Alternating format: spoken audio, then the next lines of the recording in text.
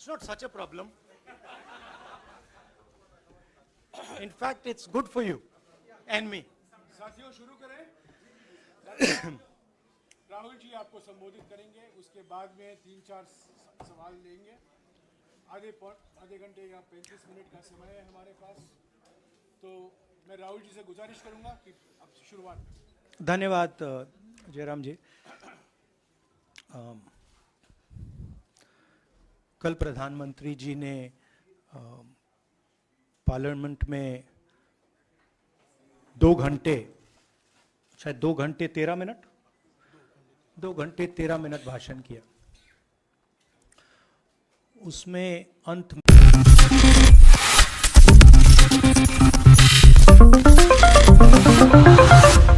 Next 9 news में आपका बहुत बहुत स्वागत है। मैं हूं आपके साथ अबरारुल हक रहमान। आज बात करेंगे राहुल गांधी के मणिपुर पर दिए उस भाषण की, उस बयान की जो संसद में उन्होंने दिया, और उसके बाद कई बड़े वावेले आपको जो है सुनने को मिले। कई ढंग से जो है इस पूरे मामले में कहने के उनको घसीटने की कोशिश की गई। सीधे तौर पर आप कह सकते हैं कि उनको इस पूरे मामले में कहीं ना कहीं आप कह सकते हैं कि फंसाने का एक षड्यंत्र रचा गया। लेकिन उसके बावजूद भी सवाल फिरा करके जस के तस वहीं पर बन जाते हैं कि अब तक सरकार ने इस पर कार्रवाई क्या की है। आपको वो खास बयान भी सुनवाएंगे हम, लेकिन उससे पहले आप ये समझ लीजिए कि मणिपुर की हिंसा को लेकर विपक्ष इतना ज्यादा गंभीर क्यों हो गया है, विपक्ष इतना सवाल क्यों पूछ रहा है, क्योंकि स्थिति बहुत ही नाजुक है वहां पर। सबसे पहले तो आप राहुल गांधी के इस बयान को सुनिए। It's not such a problem. In fact, it's good for you and me. साथियों शुरू करें। राहुल जी आपको संबोधित करेंगे, उसके बाद में 3-4 सवाल लेंगे। आधे घंटे या 35 मिनट का समय है हमारे पास, तो मैं राहुल जी से गुजारिश करूंगा कि अब शुरुआत करें। धन्यवाद जयराम जी। कल प्रधानमंत्री जी ने पार्लियामेंट में 2 घंटे, शायद 2 घंटे 13 मिनट भाषण किया। उसमें अंत में 2 मिनट उन्होंने मणिपुर की बात की।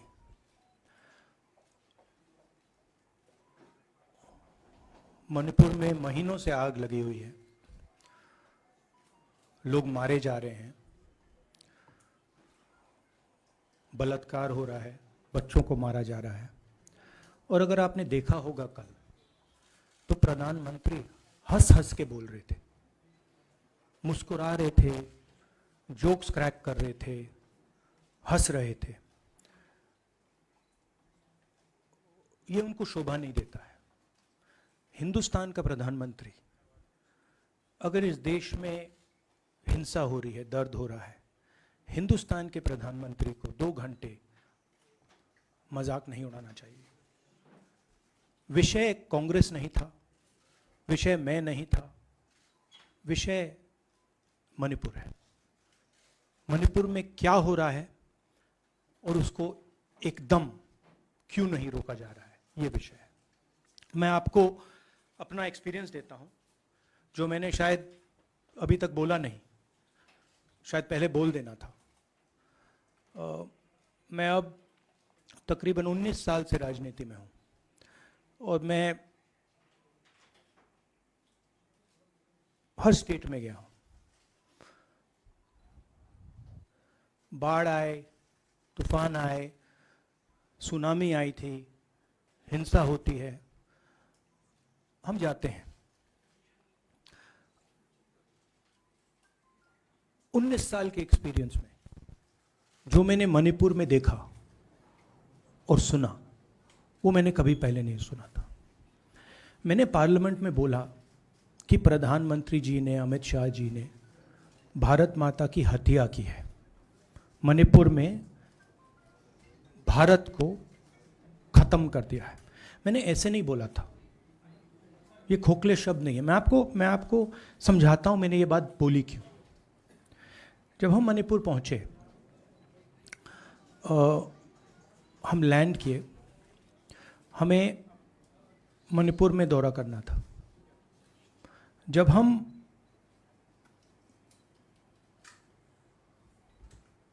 मेते एरिया में गए, हमें साफ कहा गया था कि अगर आपकी सिक्योरिटी डिटेल में कोई भी कुकी होगा उसको आप यहां मत लाइए क्योंकि हम उसको मार देंगे। और जब हम कुकी के एरिया में गए, हमें कहा गया अगर कोई मेते आपकी सिक्योरिटी डिटेल में होगा उसको आप मत लाइए, उसको हम गोली मार देंगे। हम जब गए, हमें मेतेज को परे करना पड़ा, हमें कुकीज को परे करना पड़ा। मतलब एक स्टेट नहीं है, आज 2 स्टेट है। स्टेट की हत्या कर दी गई है और उसको चीर दिया गया है।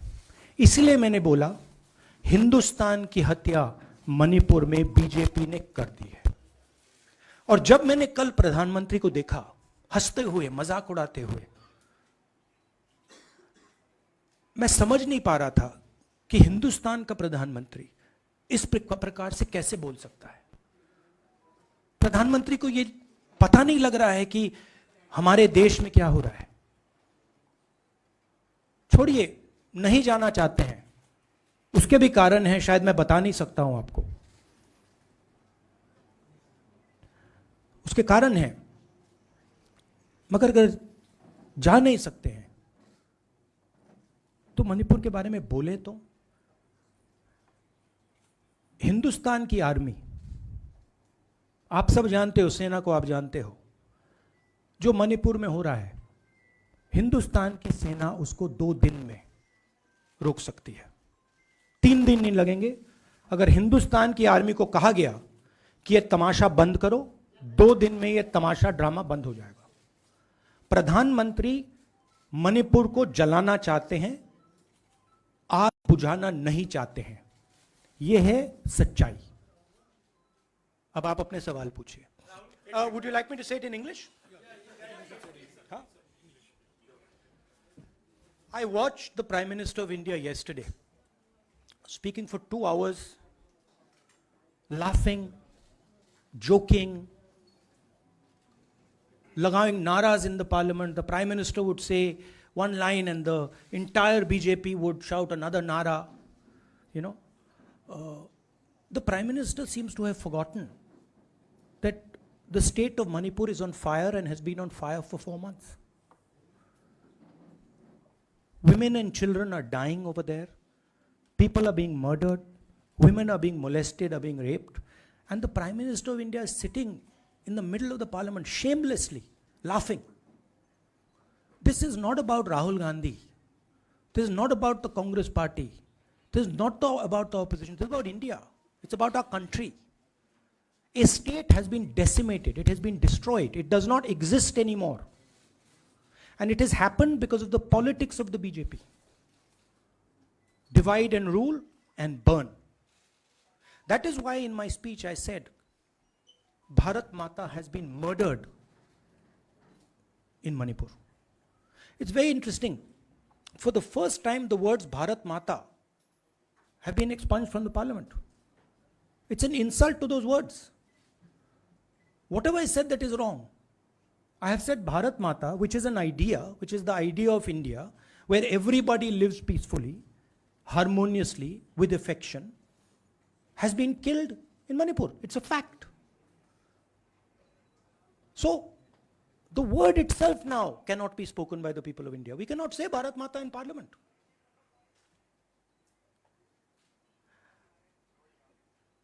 I want to tell you about my own personal experience of Manipur. I've spoken to you about, I spoke in parliament about the women I met, the pain I heard, but I want to tell you why I said India has been murdered in Manipur. And I said it because Manipur no longer exists as a state. A state requires control, a state requires authority. That is disappeared in Manipur. It does not exist. And I saw this with my own eyes. When we went to Manipur, when we went to the Meitei area, we were categorically told that please ensure, we want you to come, we love you, but please ensure that if there are any cookies in your security detail, they do not come into our area or we will shoot them. When I went into the Kuki area, we were told the same thing. We love you, we want you to come. But please make sure, if there are any Meiteis in your security detail, we will shoot them. Do not bring them here. Before going to the Meitei area, we had to remove all Kukis from our security detail. Before going to the Kuki area, we had to remove all Meiteis from our security detail. When we went there, the security forces, Central Security Forces, told us we have never seen anything like this. We were told it is completely outside our control. Okay?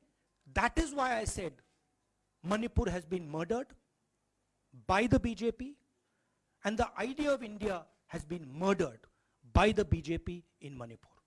I was not speaking metaphorically. I was speaking literally. Now, the Indian Army, it will take the Indian Army 2 days to put an end to the nonsense that is going on in Manipur. The Prime Minister refuses to stop the fire. He wants Manipur to burn. He allows Manipur to burn.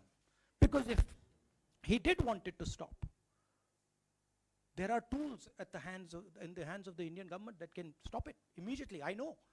I have full faith. तो आपने सुना. अब सवाल ये पैदा होता है दर्शकों कि यहाँ पर प्रधानमंत्री नरेंद्र मोदी संसद के भीतर 2 घंटे से भी ज्यादा तक का भाषण दे रहे थे, लेकिन उसके बावजूद भी मणिपुर की हिंसा को लेकर उन्होंने मात्र 2 मिनट बोला. और ये सरकार की गंभीरता, सरकार की नीयत, सरकार की नीति को दर्शाती है कि मणिपुर को लेकर सरकार किस ढंग से सोच रही है, किस ढंग से वो जो है आने वाले दिनों में अपने पक्ष को रख सकती है. इसको लेकर के साफ तौर पर कहा जा रहा है कि कहीं ना कहीं दर्शाता है कि मणिपुर को लेकर के सरकार की जो गंभीरता है वो कई तरीके से सवालों को घेरे में. फिलहाल इस खास रिपोर्ट में इतना ही. जुड़े रहिए ताज़ा तरीन खबरों के लिए नेक्स्ट 9 न्यूज़ के साथ.